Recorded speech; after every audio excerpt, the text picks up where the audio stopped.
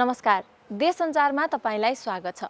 देश सञ्चार परिवारको तर्फबाट तपाईहरूलाई 2077 सालको विजयादशमीको धेरै शुभकामना।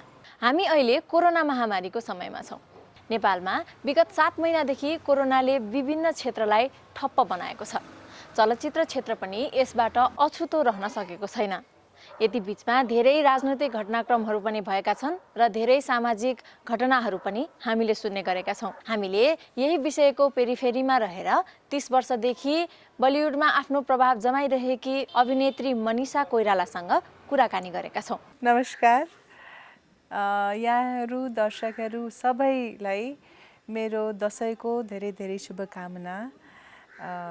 र यसपालि चाहिँ नि हामीले दशैं चाहिँ नि अलिकति सेफ भएर मनाउनु पर्यो। मास्क लगाउने, सोशल डिस्टेन्सिङ राख्ने र सबै कुराहरू एउटा नौलो किसिमको दशैं मनाउनु पर्यो है। अहिले दशैं आएको बेलामा हामी चाहिँ हजुरलाई हजुरकै घरमा भेटिरहेको छौँ। घरमै हुनुहुन्छ है? हजुर के गर्दै हुनुहुन्छ हिजो आज? अहिले चाहिँ नि म आफ्नो बारी हेर्ने,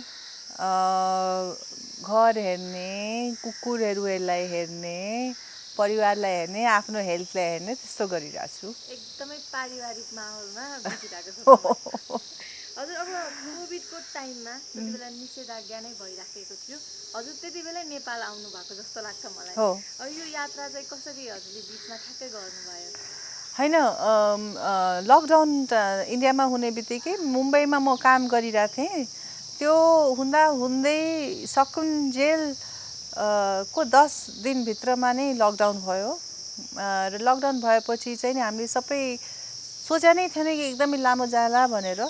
तर पुरा त्यहाँ पनि हामी 2 महिना जति पुरा आफ्नो व्यवस्था गरेर, किनभने मेरो पनि हेल्थ कन्डिसन भइसकेको मान्छे हैन, अनि मेरो आमा बुवा 70+ हुनुहुन्छ। त्यसैले मैले सबैको हेल्थ हेर्नु पर्यो, सबैलाई एकदम सेफ कसरी राख्ने भनेर पुरा 2 महिना चाहिँ नि त्यहाँ बसेँ म। त्यसपछि चाहिँ नि मलाई अलिकति के भने उकुस मुकुस हुन थाल्यो कि अब काठमाडौँ आएर कमसेकम यहाँ हरियाली छ, घर छ, परिवार छ, अरू छन्, मेरो भाइ छ, भाइको परिवार छ, सबैजना बुवाहरूको दाजुभाइहरू हुनुहुन्छ हैन, आमाको पनि सबै परिवार यहीँ छ। सबैजना बरु यहीँ काठमाडौँ नै आउँ, नेपालै आउँ भनेर चाहिँ नि मैले डिसाइड गरेँ। हामीले चाहिँ 2 महिना त्यहाँ बसेपछि अनि लाग्यो कि यो त एकदमै लामो जाला, कहिले खत्तम हुने भयो थाहा भएन। अनि फर्क्यौँ नेपाल फर्किएको धेरै भयो कि अति भयो चाहिँ नि। वी डिसाइडेड टु कम हैन। त्यसपछि चाहिँ नि कसरी आउने भनेर सोच्दा एउटा फ्लाइट रहेछ गोरखपुरसम्म। अनि गोरखपुरबाट चाहिँ नि बाई रोड आएर हामी आयौँ बल्ल तल। अनि हाम्रो काकी पनि हुनुहुन्थ्यो मुम्बईमा, काकी पनि आउनुभयो, हर्ष काकाको वाइफ, उहाँ पनि हुनुहुन्थ्यो। हामी सबैजना आयौँ। त्यहाँ पनि मलाई चाहिँ नि असाध्यै एयरपोर्टमा चाहिँ नि धेरै सहयोग पाएँ मैले सबैले भनेर, किनभने बुवा आमा हुनुहुन्थ्यो, अलि वृद्ध भएको मान्छेलाई सहयोग गर्यो सबैले। हामीलाई चाहिँ नि राम्रोसँग गरेर हामी सेफली पुग्यौँ। यो चाहिँ अलिकति फरक खालको यात्रा भयो। असाध्यै फरक खाले। त्यो फोटो हेर्नुभयो भने अचम्म खाले छ कि, त्यो मास्क लगाएको छ, फेरि त्यो फेस सिल्ड लगाएको छ। मैले त झन् पिपी पनि पुरा प्रोटेक्टिभ गियर पनि लगाएर हिँड्नु कि भनेर लाग्यो। मैले डक्टरलाई सोद्धाखेरि नि आमा बुवा असाध्यै अप्ठ्यारो होला भनेर मैले पुरा चाहिँ एउटा प्लान गरेर नै ट्रिप गरेको। कोभिडले अलिकति फरक हामीलाई व्यवहारहरू सिकाइराखेको छ। असाध्यै अलर्ट सिकाइरहेछ। हजुर। अब यो व्यक्तिगत कुरामा गइगयो, बदलिँदो समय यो, अनि फेरि त्यसमा कोभिड आइपुग्यो। हाम्रो एउटा करियर थियो बलिउडमा हजुरको। हजुर। त्यसले चाहिँ कस्तो प्रभाव पार्यो जस्तो लाग्छ हजुरलाई? मलाई अब हेर्नुहोस्, काम गर्ने मान्छेले काम गरि नै रहेछ अहिले पनि। तर जुन त्यसमा गइरहेको थियो त्यो चाहिँ नि एकदमै ब्रेक भयो जस्तो छ। र अहिले थ्याङ्क गड ओटिटी प्लेटफर्महरूले गर्दाखेरि त्यही पनि देयर इज अ पोसिबिलिटी मान्छेहरूले हेर्न पाउँछन् र यो प्रोडक्ट्सहरू बनाउँछन् भनेर। थिएटरमा जान चाहिँ नि मान्छेलाई डरै लाग्ला। त्यसको कारणले जबसम्म मान्छेहरूको सेफ्टी त्यो हुँदैन, ग्यारेन्टिड हुँदैन, सायद थिएटरमा नजाउँला। अनि जबसम्म त्यो हुँदैन, अलि सिनेमामा चाहिँ नि अलिकति होइन धेरै नै असर पर्छ। इन्स्टाग्राममा रबिन शर्मा भन्ने हुनुहुन्छ, द मङ्क हु सोल्ड फरारी भन्ने किताबको लेखक हो। उहाँले एउटा किताबै लेखिसक्नु हो कि यो कोभिडभित्रमा। त लेख्ने मान्छेले, कविहरूले त्यो गरिरहेको हुन्छन् र लकडाउनमा पनि एउटा सिनेमा चाहिँ नि बनेर ओटिटी प्लेटफर्ममा पनि आइसक्यो। त भनेपछि कुनै पनि बाध्यता आएर त्यसले हामीले आफ्नो कामलाई चाहिँ नि रोक्नु हुँदैन। तपाईँलाई रोक्न मन छ, तपाईँलाई रेस्ट गर्न मन छ, तपाईँलाई ब्रेक लिन मन छ, तपाईँलाई होइन म अलिकति आफूलाई यो समयलाई आध्यात्मिकतिर लाग्छु, जस्तो म होइन यो समय म बरु गार्डनिङमा लगाउँछु भने आफ्नो चोइस हो भने इट्स फाइन। बट मलाई लाग्दैन कुनै पनि यो कामले चाहिँ नि बरु हामीले अलिकति सृजनात्मक ढङ्गले, अलिकति क्रिएटिभ ढङ्गले चाहिँ नि त्यो आफ्नो काम चाहिँ नि गरिहाल्छौँ। यो परिस्थिति सधैँभरिको लागि त रहँदैन र मेरो विचारले कुनै पनि क्रिएटिभ फिल्डमा दुःख पर्दाखेरि, अप्ठ्यारो पर्दाखेरि त्यो समाउ क्रिएटिभिटीलाई चाहिँ नि मद्दत गर्छ। त्यसको बिजनेस एस्पेक्टलाई चाहिँ नि अलिकति अप्ठ्यारो पार्न सक्छ। तर मलाई लाग्छ लेखकहरू, कविता लेखक, लिरिसिस्टहरूले चाहिँ अलिकति दुःख पर्ने बित्तिकै they become more creative, they become more poetic, they become more this thing, मेरो हिसाबमा है। So I feel I am optimistic र मलाई लाग्छ कि यो क्याचअप चाहिँ नि गर्छ र डेफिनेटली सेटब्याक भएको छ र मेरो पनि सिनेमा अड्किएको छ जुन कि थिएटरमा आउनुपर्ने हो। अब मेरो प्रोड्युसरसँग मैले कुरा गर्दाखेरि उनीहरू चाहिँ त्यही भनिरहेछन् कि अब सिचुएसनमाथि डिपेन्ड गर्छ मनिषा, जबसम्म थिएटर खोल्दैन हामी चाहिँ थिएटरमा ओटिटी प्लेटफर्म भन्दा पनि थिएटरमा रिलिज गर्न चाहिरहेछौँ भनेर। So there lot of film is in hold and I know there is a lot of this thing, but problem त छ। तर I think more pressing issue is how to हेल्थमा मलाई लाग्छ आफ्नो हेल्थ कसरी सेफ राख्ने भनेर। आफू भएन त अरू हुने हो होइन? सबैजनाको। हजुरको यो नेपालमा बिचमा ठ्याक्कै आउँदाखेरि यस्तो कोभिडको टाइममा पनि मनिषाजी चाहिँ आफ्नो घर आउनुभयो भन्दाखेरि हामीले चाहिँ अलिकति हाम्रो फाइदा भएको कि भनेर सोचिरहेको पनि छौँ। कस्तो बलिउडमा चाहिँ लस भएर नेपालले चाहिँ गेन गरायो कि भनेर जस्तो पनि छ। त्यो तपाईँहरूको माया हो हेर्नुहोस्, र त्यो मायामा म सधैँ आभारी रहन्छु। त्यो मायाले नै मलाई खिचेको पनि हुनसक्छ। यो जुन बिचबिचमा आउँछ नि यो समस्या, मुभी इन्डस्ट्री हरेक कुरामा आउँछ। जस्तै केही कुराहरू हाम्रो नियन्त्रणमा हुन्छन्, केही कुरा नियन्त्रण बाहिरका कुराहरू हुन्छन्। त्यति समयमा मान्छेहरूले धैर्य तोड्ने एउटा अवस्थामा हुन्छ, के गर्ने होला। केही कुरामा एउटा फिक्स भएको मान्छेलाई त प्रब्लम हुँदैन, किनभने एक्सपिरियन्स वाइज र भोलि केही हुनसक्छ भन्ने एउटा होप हुन्छ, ब्याक सपोर्ट भनौँ न एक हिसाबले। नहुने मान्छेहरूलाई हजुरको के सुझाव रहन्छ होला? अब हेर्नुहोस्, लाइफ भनेको कस्तो हो भने जति पनि प्रिपेयर्ड भए पनि लाइफले तपाईँलाई एउटा यस्तो ठाउँमा पुगाइदिन्छ कि तपाईँको केही त्यो प्रिपरेसन काम लाग्दैन, चकित पारिदिन्छ। लाइफ भनेको नै त्यही हो। नत्र सबैजनाले हामी प्रिपेयर्ड भएर आफ्नो सेफ त्यो गर्ने गर्थ्यौँ। तर त्यही पनि हामीहरू धेरै मान्छेहरू चाहिँ नि अलिकति सेफ हुन्छौँ र धेरै मान्छेहरू चाहिँ नि वनरेबल हुन्छन्।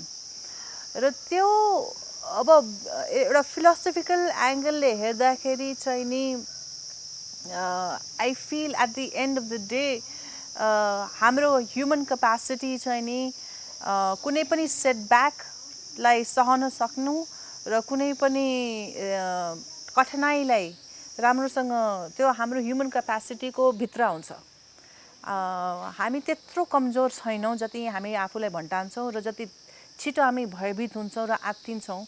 म पनि आत्तिन्छु, मैले भने त्यत्रो मलाई लाग्छ हामीमा जति शक्ति छ, जति सहने शक्ति छ, जति त्यो कुरालाई के भन्छ नाग्ने शक्ति त्यो छ, त्यसलाई हामीले आफूलाई कमजोर भन्ठानु हुँदैन। आई थिङ्क एउटा वी आर भेरी केपेबल मलाई लाग्छ। अनि त्यसलाई त्यो शक्तिलाई हमेसा विश्वास राख्नुपर्छ र कुनै पनि तपाईँ हिस्ट्रीमा हेर्नुहोस्, कुनै पनि बेलामा संसारमा धेरै कुराहरू आउँदाखेरि पनि मान्छेहरू त अगाडि आए नि, बचे नि, त्यसबाट निस्किए नि, त्यसको उपचार पनि निस्किया छ, धेरै कुरा भएको छ। सो मलाई लाग्छ यो धेरै भयभीत चाहिँ नि नहुनु, सतर्क हुनुपर्छ, आफूले गरेसम्म, आफूले सकेसम्म चाहिँ नि सेफ रहनुपर्छ र आफ्नो एउटा इन्स्टिङ्क्टिभ ह्युमन इन्स्टिङ्क्ट हुन्छ, त्यसले चाहिँ यो गलत हो यो सही हो, यसमा हामीले त्यो आफूले बचेर चाहिँ हिँड्नुपर्छ। सबै कुरा भगवान्माथि छोडेर होइन, तर आफ्नो भित्रको शक्तिलाई पनि चिन्नुपर्छ। म थोरै सोसियल इस्युतिर लान चाहन्छु हजुरलाई। अलि अगाडि जब जुन हाम्रो लिम्पियाधुरा सहितको नक्सा सार्वजनिक भएको थियो, त्यति बेला नेपालको सार्वभौम सत्ताको विषयमा हजुरले केही प्रतिक्रिया दिनुभएको थियो। त्यति बेला ठुलो कन्ट्रोभर्सी पनि निस्कियो है। हजुरलाई थोरै त्यस विचारमा मैले आफ्नो अभिव्यक्ति राख्नलाई अनुरोध गरेँ। हजुरलाई किन त्यो कुरामा आफू यसरी स्ट्रङ हुनुपर्छ जस्तो लाग्यो? म केटाकेटीदेखि नै लिम्पियाधुरा, कालापानी, लिपुलेक सबैको कुरा सुन्दै आइरहेछु र धेरै डिप्लोमेट्सहरूसँग पनि, नेपाली डिप्लोमेटसँग पनि जो कि इन्डियामा बसे, सबैसँग पनि कुराहरू गर्दाखेरि उहाँहरूले पनि वर्षौँदेखि यो कोसिस गर्दै आइरहनु भएको छ कि कसरी यसलाई सल्टाउने भनेर। र के छ भने हाम्रो दुई महान देश भित्रको सानो एउटा राम्रो देश, पिसफुल देश छ र यसको जहिले पनि असर चाहिँ भू राजनीतिले गर्दाखेरि प्रभाव भइरहन्छ। त्यसको एउटा दुःख सुख नै अनौठो छ के। वान अफ द मेन दुःख चाहिँ नि हाम्रो चाहिँ नि के हुन्छ नि, बर्डर इस्यु हो र मेन इस्यु के अल्सो के हुन्छ भने कोही देशतिर हामी नै ढल्किनु हुँदैन र आफ्नो स्वाभिमान, आफ्नो रेस्पेक्ट, सेल्फ रेस्पेक्ट, आफ्नो डिग्निटी, आफ्नो त्यो र पिसफुलनेस जो नेपालीहरूको एउटा क्वालिटी पनि हो, जसलाई हामी देशभरि प्रसिद्ध छौँ कि नेपालीहरू अनेस्ट छन्, पिसफुल छन्, त्यो कुरालाई पिसफुली राम्रोसँग राख्न सक्ने पनि हामीले सक्नुपर्छ मलाई लाग्छ। र यो मैले धेरै कुराहरू केटाकेटीदेखि नै सुन्दै आइरहेको र लास्ट चाहिँ नि अलिकति इस्यु भएको थियो जब ठ्याक्क अर्थक्वेक 2015मा हुँदाखेरि चाइना र इन्डियाको त्यहाँ एउटा डिल भएको सुन्दाखेरि मेरो अङ्कल हुनुहुन्थ्यो प्राइम मिनिस्टर, अङ्कल सुशील कोइरालाज्यू, अनि म सुन्ने बित्तिकै उहाँ बस्नुभएको थियो बालुवाटारमा, त्यहाँ पुगेको थिएँ अनि सबैजना त्यही कुरा गरेको थियो, त्यो हुनु भएन भनेर। उहाँले पनि एउटा दुईटै प्रधानमन्त्री अफ इन्डिया र चाइनाको प्रेसिडेन्टलाई पनि लेटर चाहिँ नि पठाउनु भएको हो कि यो चाहिँ नि ट्राइल्याटरल जङ्सन हुनुपर्छ, यो बाइल्याटरल हुँदैन किन नेपालको भूभाग हो भनेर चाहिँ नि त्यस्तो कुरा पनि भएको थियो। त्यसपछि अगाडि के भयो थाहा भएन। अब हामीहरू सबैजना अलिकति चाहिँ नि विचलित चाहिँ नि भएको थियौँ त्यतिखेर नि। अनि त्यसपछि चाहिँ नि फेरि यो न्युज आयो, लास्ट इयरै न्युज आएको थियो, बाटो हो कि के गर्न थाल्नु भएको इन्डियाबाट भनेर। त्यो पनि मलाई अलिकति 100% विश्वास भएको थिएन कि उहाँहरूले इन्डियाले गर्नुहुन्छ होला भनेर। तर यो मार्चमा उहाँहरू गर्ने बित्तिकै त अलिकति चित्त दुख्यो। अनि यो के भएको, यता महान मित्र राष्ट्र, हाम्रो सबै कुरा, हामीले कति नेपालीहरू उहाँको आर्मीमा छन् हैन, र कहिलेदेखिको प्रथाहरू, हाम्रो रीतिरिवाज, कल्चर सबै कुरा मिल्ने यस्तो राम्रो मोदीजी आउँदाखेरि हाम्रो संसदमा नि कस्तो मिठो नेपाली बोलिदिनु भयो र नेपालीले यस्तरी उहाँलाई वेलकम गर्नुभएको, यति माया गरेर वेलकम गर्नुभएको, धेरै एक्सपेक्टेसन थियो उहाँसँग। र यो हुँदाखेरि अलिकति चाहिँ नि डिसअपोइन्टिङ चाहिँ नि भएको थियो। अनि त्यसपछि अब फेरि यहाँको नेपालको पोलिटिक्स पनि त्यस्तै छ, के भन्नु। अनि धेरै आश त थिएन मलाई यहाँको हाम्रो लिडर्सहरूसँग, तर त्यही पनि ओलीजी को प्राइम मिनिस्टरसिपमा प्रदीप गेवालीजीले जब लिपि अधुराको बारेमा लेख्नुभयो, मलाई चाहिँ नि मैले त्यही ट्विट के गरेँ भने कि थ्याङ्क गड एउटा हाम्रो सानो देशको डिग्निटी चाहिँ नै मेन्टेन गरिदिनु भयो भनेर। यो मलाई चाहिँ नि अलिकति आश लागेको थियो कि होइन, अब नेपालीहरूले पनि आफ्नो कुरालाई आफ्नो भन्न सक्नु पर्यो। र मायाले जब झगडा गर्ने त सवालै भएन। कुनै पनि परिवारमा हेर्नुहोस्, दाजुभाइभित्र पनि झगडा हुन्छ होइन, दिदी बहिनीहरूभित्र पनि झगडा हुन्छ, तर त्यो हुने बित्तिकै घमासान युद्ध त हुने जरुरी छैन नि। त्योले वार्ताले कुराहरूले बुझ्न, एक दुसराको कुरा सुन्ने अनि बुझाउने बुझ्ने, यो चाहिँ नि एउटा प्रोसेस हो। र यो पुरानो प्रब्लम भएर एकैचोटि सल्भ पनि नहोला, तर सल्भ गर्ने प्रयास चाहिँ नि हुनुपर्छ। र मलाई कमसेकम म चाहिँ नि असाध्यै त्यतिखेर चाहिँ नि ओलीजीसँग धेरै प्रभावित भएको थिएँ। ल कमसेकम एउटा उहाँ हुनुहुन्छ, उहाँले नेपालले आफ्नो कुरा राख्न सक्यो भनेर अलि गर्व चाहिँ नि भएको थियो। तर फेरि अब यो सुन्दछु उहाँले के अर्कै गर्दै हुनुहुन्छ, मलाई अब बुझ्नै, मलाई त्यही यहाँ चाहिँ नि मलाई अलि अप्ठ्यारो लागिरहेछ। को के सोचेर गर्नुहुन्छ, के कसरी गर्नुहुन्छ। पोलिटिक्स त ठिकै छ, पावर पनि ठिकै छ, पोजिसन पनि ठिकै छ, तर आफ्नो नेसन र आफ्नो देशवासीहरूको चित्त चाहिँ नि दुखाउनु हुँदैन मलाई लाग्छ। र त्यतातिर चाहिँ नि ध्यान जानु पर्यो हाम्रो नेताहरूको। अब त्यही भने नि मलाई लाग्छ जुन किसिमले हाम्रो म अलिकति क्रिटिकल छु, म भन्छु है, जुन किसिमले यहाँ प्रजातन्त्र ल्याइयो, जुन किसिमले हेर्नु एउटा मेहनत गरेर, एउटा सेक्रिफाइस गरेर, एउटा एकदमै लागेर पाएको कुरालाई महत्त्व गर्छन्। अब कसैले मलाई केही कुरा यसै गिफ्ट दियो भने मलाई त्यसको धेरै महत्त्व हुँदैन होइन। र अबको बेला के छ भने झुट बोलेर मान्छेहरू पचाउँदैन, किनभने सबै कुरा फोनैमा थाहा भइहाल्छ होइन। So it's better to do your work and value your position. Don't take democracy for granted, don't take your position for granted. मान्छेहरूले, जुन मान्छेहरूले जिताएको छन् त्यो मान्छेहरू प्रति अलिकति आभार हुनु पर्यो, काम गर्नु पर्यो अलिकति। I really feel there is a lot that is desired from the government. भन्नुको अर्थ के छ भने म चाहिँ नि गभर्मेन्टलाई चाहिँ नि अलिकति अरू एक्टिभ हेर्न चाहन्छु, अलिकति अरू इफेक्टिभ र एक्टिभ हुन देख्न चाहन्छु।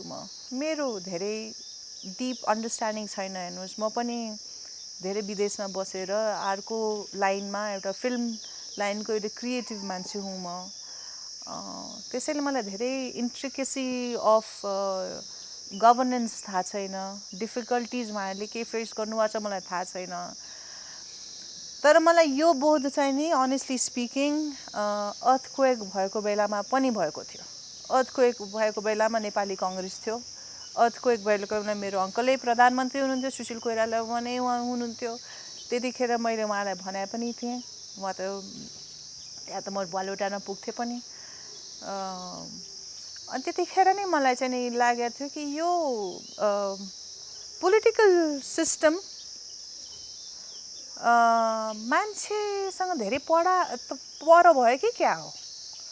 मान्छेको दुःख सुखसँग यो पोलिटिकल सिस्टम टाढा भयो कि क्या हो त्यस्तो लागिरहेछ कि त्यतिखेर पनि मलाई लागेको थियो अहिले कोभिडको बेलामा पनि के हो जस्तो लागिरहेछ अलिकति चाहिँ रेस्पोन्सिबिलिटी र अलिकति जब म हेर्छु नि न्युजिल्यान्डको हेड अफ द स्टेट कति जान्छन् अरूहरू हेर्दाखेरि चाहिँ हामी किन यस्तो गर्न पाउँदैनौँ हाम्रो लिडरहरू किन यस्तो मान्छेहरूसँग झुलमेल गर्न सक्नुहुन्न गरिबहरूसँग मान्छेहरूसँग गएर उहाँहरूको समक्ष बसेर उहाँहरूसँग कुरा गरेर मैले त सुशील दाजुलाई पनि भनेको थिएँ कि एकचोटि तपाईँहरू बरु एक राति जसको घरै टुट्या छ भूकम्पले त्यहाँ गएर एक राति बस्नु न उहाँहरूको एक दिन उहाँहरूसँग बसेर हेर्नु न मैले चाहिँ नि रिक्वेस्ट चाहिँ नि गरेको थिएँ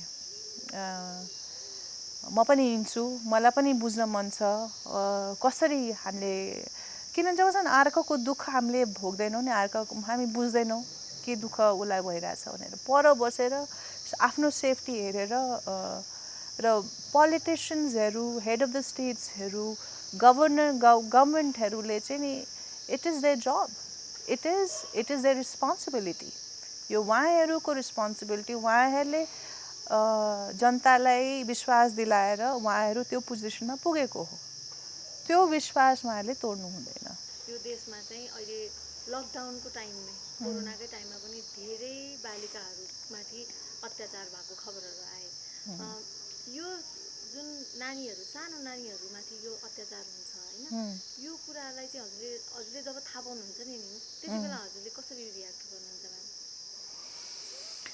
मलाई हेर्नुहोस् म एक छोरी भएको नाताले असाध्यै छोरी मात्रै हेरेर मनुष्य भने नाताले यो कुरा सुन्दाखेरि नि जिउ सिरिङ्ग हुन्छ र एकदमै दुःख लाग्छ र मलाई असाध्यै रिस पनि उठ्छ र मलाई यो लाग्छ कि पुरा एउटा देशमा एउटा स्ट्रङ कानुन व्यवस्था हुनुपर्छ र एउटा सिस्टमेटिक किनभने जब देशमा एउटा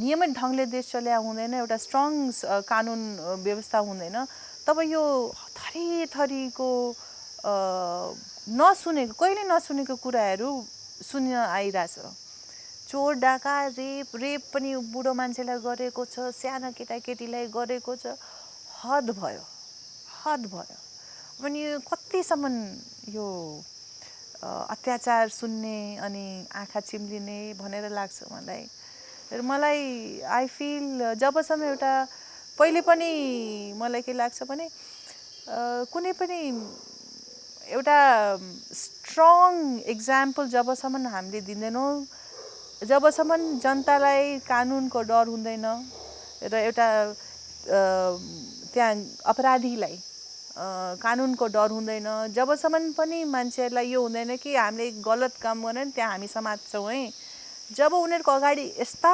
क्षेत्रसिंह भएको गुन्डाहरू नै गुन्डाहरूको या माफियाजहरूको या गलत काम गर्ने मान्छेहरू नै पावरफुल हुँदै गएर पैसा कमाएर पोलिटिकल पावरहरू सानोतिनो अब उनीहरूको जे क्यापासिटी छ त्यस्तो इक्जाम्पल अगाडि आएपछि त सोसाइटीको एउटा जुन डिसिप्लिन्ड स्ट्रक्चर त्यसलाई त छिन्न त्यो गर्यो नि when we don't have a good example ahead of us what do we look forward for हैन त्यसैले एउटा स्ट्रङ डिसिप्लिन ढङ्गको एउटा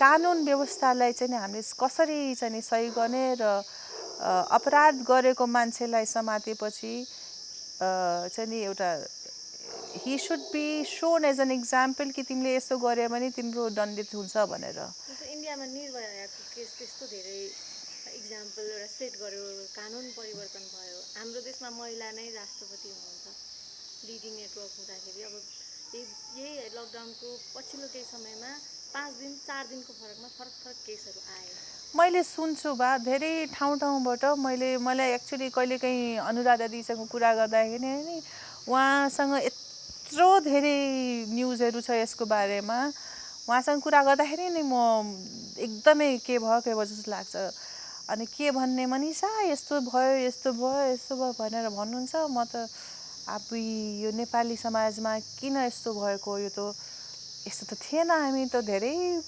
अलिकति अर्कै सोचाइको थियो अब I am really sorry again I am slightly critical तर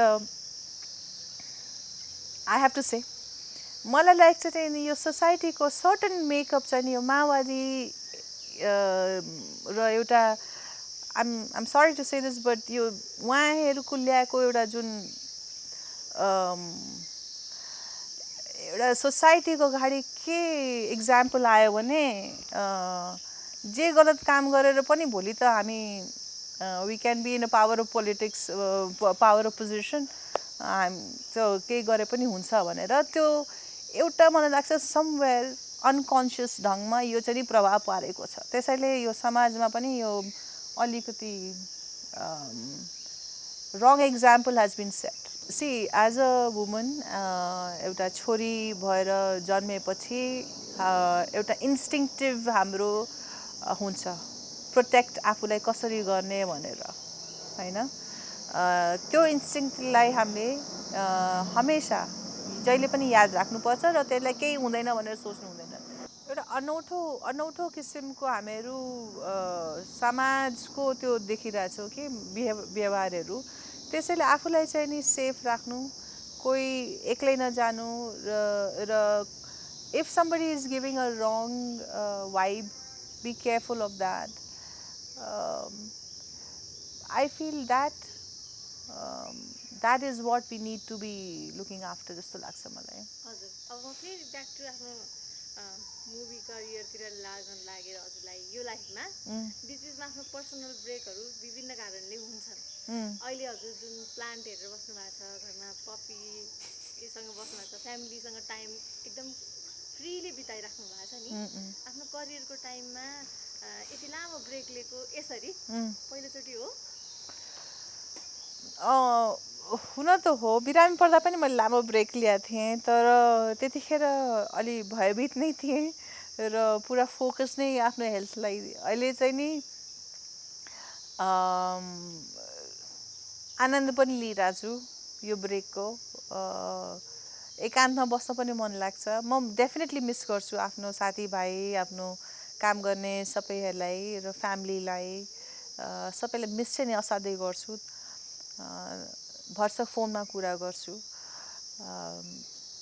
तर त्यही हो अब परिस्थिति यस्तो आयो परिस्थितिको अनुसार आफूलाई ढान्न सक्नु पर्दो रहेछ हैन अनि आफूले गर्न सक्ने जति गर्नुपर्छ र नयाँ स्किल्सहरू सिक्न अहिले म गार्डनिङको स्किल नयाँ हो मलाई आज मालीले म कुचो लगाइरहेको थिएँ अनि हाँसिरहेको थियो दिदीलाई त कुचो लगाउन आउँदैन अनि पक्लास माली तिमीले त रोजै आएर एक्सपर्ट भइसक्यो म पनि मलाई एक हप्ता दियो म पनि एक्सपर्ट बन्छु भनेर बेसिकली आमा has given me a name made in Nepal so I'm basically looking after the house, cleaning the house, झाडु पोछा यताउति सबै गर्ने but I'm enjoying it. I think यसमा पनि एउटा ब्युटी छ मलाई आनन्द लाग्छ नयाँ स्किलहरू सिक्न पाइरहेको छु म खुसी हुनु नै म खुसी छु अब आशा गरौँ यो समय चाहिँ चाँडै सकिएर हामी अर्को तरिकाबाट अगाडि बढौँ हो र हेर्नुहोस् के हुन्छ भने लाइफमा चाहिँ नि हरेक ठाउँमा केही न केही अप्ठ्यारोपन आउँछ त्यो अप्ठ्यारोले पनि एउटा नयाँ केही कुरा सिकाएर आउँछ त्यो कुरालाई चाहिँ नि हामीले बुझ्नुपर्छ